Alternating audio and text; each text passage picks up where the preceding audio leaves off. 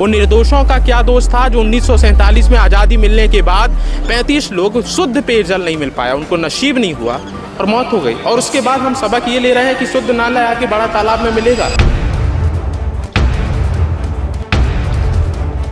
चीज़ें देखते हैं कि गवर्नमेंट सब करे तो गवर्नमेंट का सारी जिम्मेदारी गवर्नमेंट की थोड़ी होती है, कुछ तो हमें भी करना पड़ेगा ना। अगर आप अच्छे एक नागरिक बनना चाहते हो तो फिर साफ सफाई आप खुद करो ना। कि यहाँ का पानी नालों से मिल रहा है और ये जानकर तो काफ़ी बुरा लग रहा है मुझे कि खिलवाड़ हो रहा है लोगों के साथ, बहुत बुरी बात है। ये राजधानी भोपाल में तकरीबन 40% आबादी के साथ जो 40% लोग हैं भोपाल के पुराने शहर के, उनकी प्यास को बुझाता है, उनके घर तक साल भर 12 महीने पानी भेजता है। ये बड़ा तालाब है और इस बड़ा तालाब की स्वच्छता पर जो ध्यान दिया जा रहा है मध्य प्रदेश में, चंद्र दूरी पर मुख्यमंत्री मोहन यादव जी का यहाँ निवास है, उन निवास के बीच यहाँ जिस तरीके से सफाई स्वच्छता का ध्यान दिया जा रहा है उस पर हम आपको तस्वीर दिखाने आए हैं। ये देखिए, ये वो तस्वीर है जो सीधे सीधे बड़ा तालाब से नाली जुड़ रही है, बिना किसी छन्ने से, बिना किसी सफाई से। और ये नाली यहाँ से गुजरती है और ये सीधे हमारे बड़ा तालाब में जाती है और फिर इससे पुराने ट्रीटमेंट प्लांट से पानी साफ हो करके राजधानी भोपाल के पुराने शहर में लोगों के बीच पहुँचता है ताकि लोग स्वच्छता वाला पानी पी सकें। पानी पर ही मैं आपको बता रहा हूँ, भागीरथपुरा इंदौर का वो क्षेत्र था जहाँ 35 से अधिक लोगों की मौत हो गई। शुद्ध पेयजल नहीं मिल सका। इस बीच यदि शुद्ध पेयजल के बीच ये तस्वीरें सामने आ रही हैं मध्य प्रदेश से, राजधानी भोपाल से, तो कैसे होगा। एमपीडी सरकारी डिपार्टमेंट का पानी है, उनका ही नाला। सरकारी डिपार्टमेंट का नाला एमपीडी ये जिसका मोटर पर स्पीड बोट चलता था, उनकी कैंटीन है, उनका ही पानी है ये भाई साहब। उन्हीं के ऊपर से ये गंदगी आती है, पूरी निकल के आती है, पानी डालते हैं तो फिर तालाब में जाती है। आप किसको रोकोगे? नगम निगम तो साफ करती रहती है। एमटीवी का आप जाके देखो, ये पाइप लगा हुआ उनका, ऊपर से पानी धोएगी, जो बर्तन का गंदा पानी है और निकास होगा, क्या होगा? पानी तो खराब ही होगा ना भाई। क्या नाम है आपका? नवाब खान। देखिए कितनी ईमानदारी से स्वच्छता के साथ इन्होंने बात रखी है। क्यों? क्योंकि इनको मालूम है कि दूषित पेयजल के परिणाम क्या है।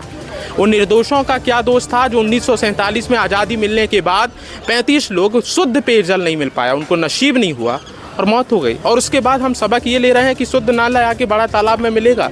पर्यटन स्थल लोग फोटो लेंगे, आएंगे, देखेंगे, पर क्या होता है साहब, हमारे पास तो बिस्लरी का पानी आता है और जब हमारे पास बिस्लरी का आता है तो तुमको कुछ भी मिलता रहे। मल युक्त पानी पीने से 35 लोगों की मौत हुई थी। सही कह रहा हूँ मैं? बिल्कुल सही कह रहा आप। इंदौर के अंदर जो 35 लोग पानी से हुई थी लोग, अब जब यहाँ का अपने शुद्ध ये एमपी ट्रेन में जब सरकार ही ऐसा करेगी, गंदी करेगी, तो फिर बाहर की जनता क्या करेगी? आप बिल्कुल, जब सरकार ही ऐसा करेगी तो बाहर के लोग क्या करेंगे। ये तस्वीरें हैं जो मैं आपको दिखा रहा हूँ और ये तस्वीरें सब कुछ बयां करती हैं।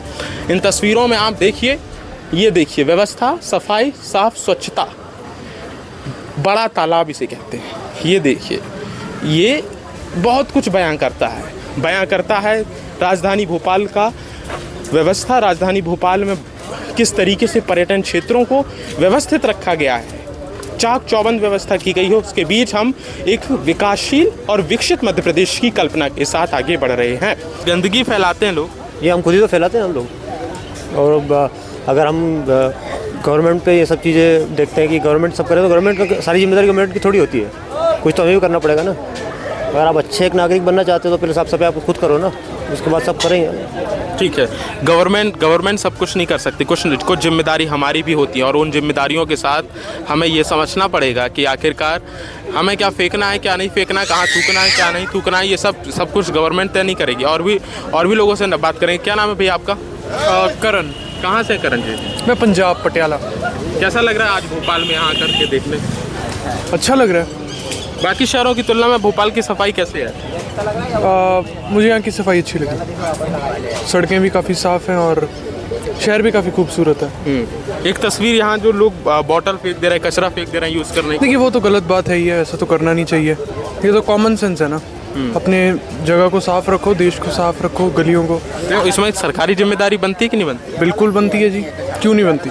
सरकारी जिम्मेदारी भी बनती है, लेकिन उससे ज़्यादा। करण जी आप तो पंजाब से हैं जी, यहाँ भोपाल की मैं कवरेज ही कर रहा हूँ जी। यहाँ नाला नाली सीधे तालाब से मिल रहे हैं और यही पानी ट्रीटमेंट होकर के लोगों के बीच पहुंच रहा है। एक तरफ दूषित पानी से दूसरे शहर में इंदौर में 35 लोगों की मौत हो गई और दूसरी तस्वीर ये आई है। सच कहूँ तो ये बात मुझे आपसे ही पता लगी कि यहाँ का पानी नालों से मिल रहा है, और ये जानकर तो काफ़ी बुरा लग रहा है मुझे कि खिलवाड़ हो रहा है लोगों के साथ।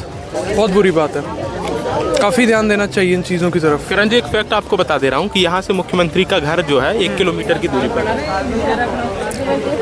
और उस बीच यदि पर मुझे यकीन है कि उन्हें ऐसा पानी नहीं मिल रहा होगा। वो बिस्लरी का पीते हैं, वही तो वो दूषित पानी नहीं पीते हैं। 35 लोग इंदौर में चले गए दूषित पानी पीने से, मल युक्त पानी पीने से। ये मध्य प्रदेश है, भारत का दुनिया का पहला एक ऐसा शहर है जहां मल युक्त पानी पीने से, दूषित पानी पीने से 35 लोगों की मौत हो गई।